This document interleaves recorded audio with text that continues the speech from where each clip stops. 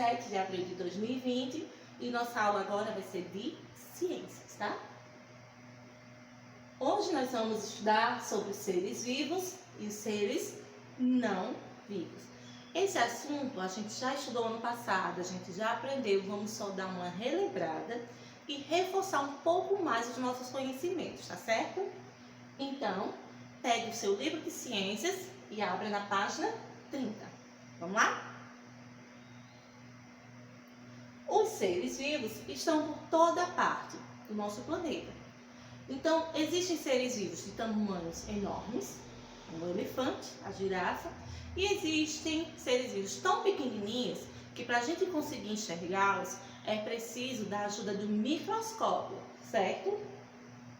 E eles podem estar por toda parte, na terra,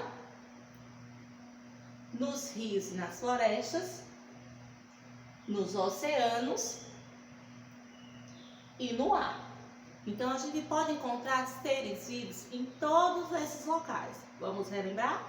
Na terra, na floresta e nos rios, nos oceanos e no ar. No nosso planeta, existem várias formas de vida. Os animais, os vegetais, os fungos e os micro-organismos, como os vírus e a bactéria. Eles também são seres vivos. Tia, o coronavírus é um ser vivo? Sim, porque ele nasce, cresce, se reproduz e morre, tá certo? Então, os vírus e as bactérias também são seres vivos. Os fungos, o cogumelo não é uma planta, ele é um fungo, então tem que tomar muito cuidado com ele, porque a maioria deles são venenosos. Então, estão vendo ele aqui bonitinho? Ele é um fungo, não pode tocar, tá certo? Os vegetais, as plantas, as flores, as frutas e os animais. Todos eles estão acostumados a viver em um determinado lugar. Então, os peixes estão acostumados a viver nos rios e nos oceanos, o pinguim em lugares frios, o leão na selva, as araras nas florestas e assim todo animal, todo ser vivo vive num lugar determinado. Este lugar tem características próprias e lugar para alimento e proteção desse animal. E esse local é chamado de habitat. É o lugar natural de origem desses animais, desses seres vivos. Por exemplo, na savana, onde vivem as zebras e os leões. Lá eles têm alimento, água e local para viver. Esses mesmos animais que estão acostumados a viver nesse local conseguiriam viver lá no Polo Sul ou no Polo Norte? Não conseguiriam, porque no Polo Sul não tem o alimento nem a temperatura suficiente para que ele consiga sobreviver naquele local, tá certo? Então, cada animal, cada ser vivo tem um habitat ideal para que ele possa conseguir sobreviver naquele local, tá certo? Nesse local, nesse habitat, esses seres vivos vão encontrar abrigo e alimentação necessária para sobreviver. Então, o urso panda, ele se alimenta principalmente de bambu. Ele conseguiria viver aqui em Canindé, que não existe bambu? Ele não conseguiria viver, porque ele precisa do bambu para se alimentar. Para ser um ser vivo, todos os seres vivos vão ter que acontecer o quê?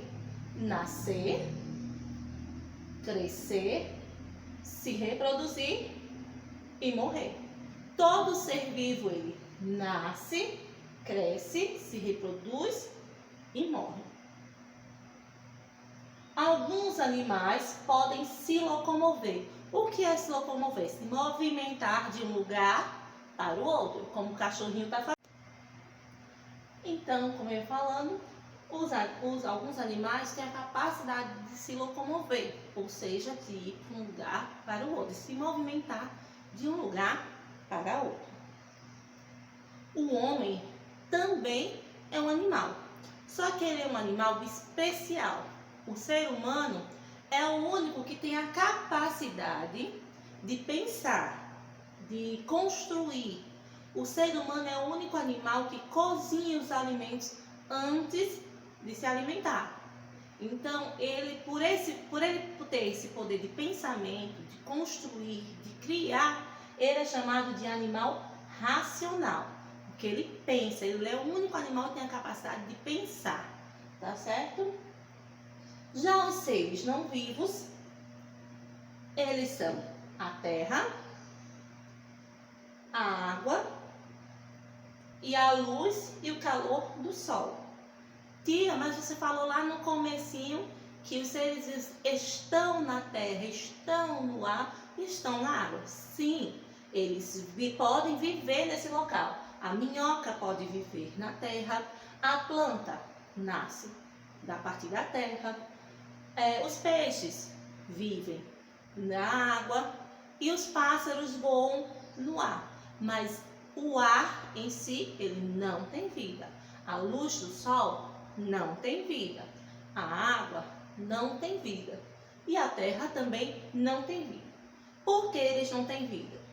Porque eles não nascem, não crescem, não se reproduzem e não morrem. Então, para ser um ser vivo, precisa nascer, crescer, se reproduzir e morrer, que faz parte do ciclo da vida. E os seres não vivos, eles não nascem, não crescem, não se reproduzem e não morrem.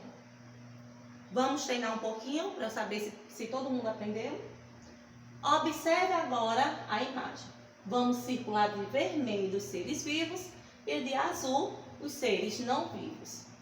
O passarinho, ele é um ser vivo ou não vivo?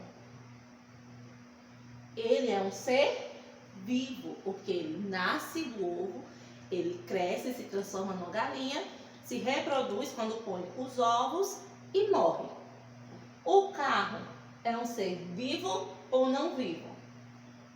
Não vivo, porque o carro não nasce, não cresce, não se reproduz e não morre. A joaninha, ela é um ser vivo ou não vivo? Ela é um ser vivo, porque ela nasce, cresce, se reproduz e morre. A bicicleta é um ser não vivo, porque ela não nasce, não cresce, não se reproduz e não morre. E o girassol? O girassol é um ser vivo, porque ele nasce, cresce, se reproduz e morre. Vamos para mais uma. Observe as imagens. Nós temos aqui um guarda-chuva, um passarinho, uma árvore, uma rosa, uma garrafa, uma tartaruga, uma borboleta, um alface, uma bola, uma caneta, um cachorro e uma baleia.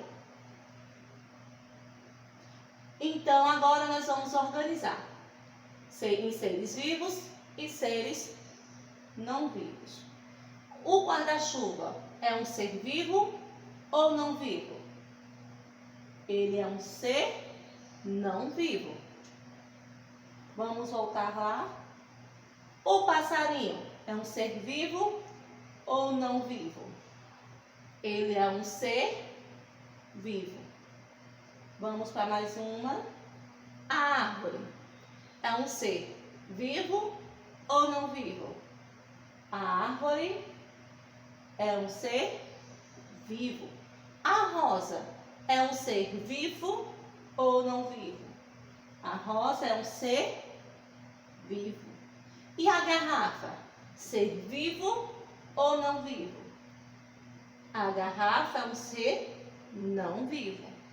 A tartaruga, um ser vivo ou não vivo? A tartaruga é um ser vivo. A borboleta, ser vivo ou não vivo? A borboleta é um ser vivo. O repolho é um ser vivo ou não vivo? É um ser vivo. A bola é um ser vivo ou não vivo? É um ser não vivo. A caneta, ser vivo ou não vivo?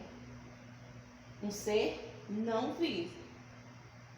O cachorro, um ser vivo. E a baleia também é um ser vivo. Agora responda a sua atividade. Qualquer dúvida é só me chamar no zap. Cheiro e até amanhã.